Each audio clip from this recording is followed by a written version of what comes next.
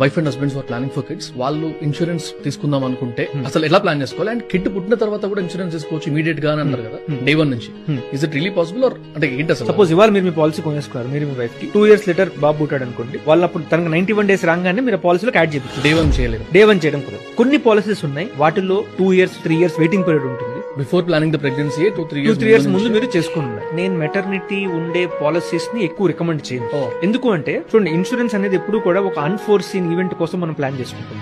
Maternity అనేది ఏంటంటే ఒక ప్లాన్డ్ ప్రాసెస్, ప్లస్ దాంట్లో వచ్చే ఖర్చు కూడా మనకు తెలుసు. పాలసీ తీసుకుంటుంది నెక్స్ట్ 10-15 years మన హెల్త్ ఇష్యూస్ కోసం.